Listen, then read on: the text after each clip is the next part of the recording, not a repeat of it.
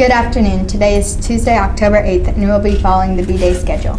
I'm Goldie, and this is Allie, and these are your daily announcements. Just a friendly reminder, at the end of the 9 weeks is October 16th. Make sure you finish the 9 weeks strong. Communicate with teachers if you have missing things or need to get things turned in. Lots of our athletic teams in action last night. 7th grade JV football played Goddard Eisenhower.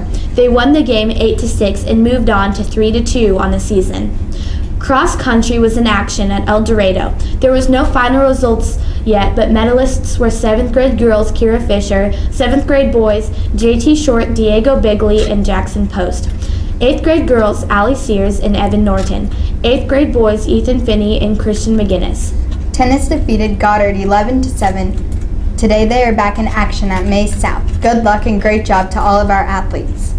It's that time of the year again. Our annual book fair kicks off on Thursday. Make sure you get in there and check things out. They will also have a bake sale to support the All Books program. On October 14th, 15th, and 16th, students who donate $1 will be allowed to use their electronic device at lunch. We have no birthdays today. Wednesday night, there will be a community pep assembly at Central Park. The event starts at 7 o'clock and will end at 9 o'clock. Come out and support the community football programs.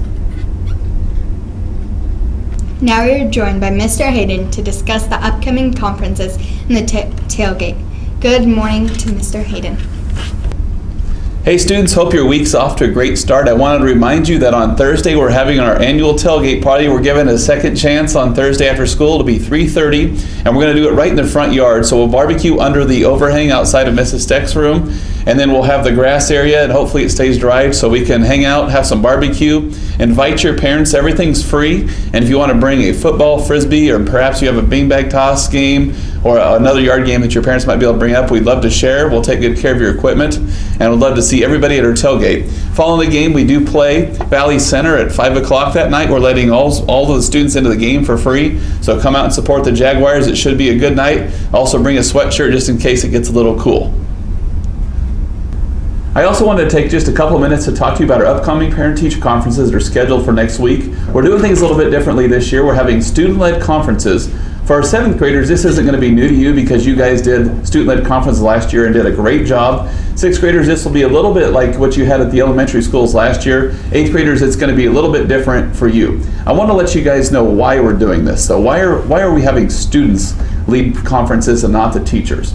There's several reasons. First of all, the way we have done it in the past, parents really didn't have much time to visit with your teacher. They might wait in line for 20 minutes and get 5 minutes with your teacher, which isn't a lot of time to share about what's going on, not much more than a grade. And you guys are more than a grade. We want you as students to be able to share what are your strengths, what are your areas for improvement, and how are you doing in class, and we want you to be able to sell that.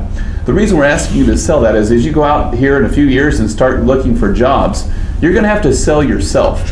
When you go to a job interview, there's going to be 20 to 25 other people want the same job that you do.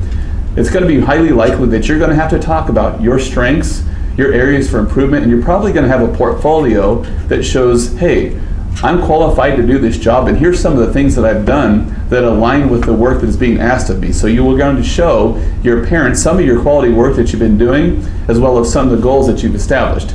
As you move forward, and this seems like a long ways away, but for 8th graders, it's not too far away. As you enter high school, you're going to have an individual plan of study. Some of the things we're doing here at the middle school are going to align with that, like a career interest survey.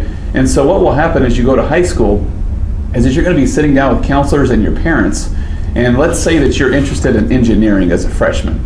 Well, you're going to work with a counselor who's going to help your parents show, hey, this is the schools where you can go to be an engineer. This is what it's going to take. And as a student, you're going to be demonstrating the skills and showing your parents, these are the courses I'm going to take, this is the skills I need to have. So it's aligning to your future. Long story short, student-led conferences are a great way to prepare for your future about selling yourself, getting ready for the workforce, improving in public speaking. Plus, why wouldn't you want to brag to your parents about all the cool stuff that you're getting to do? Who knows you better than you know yourself?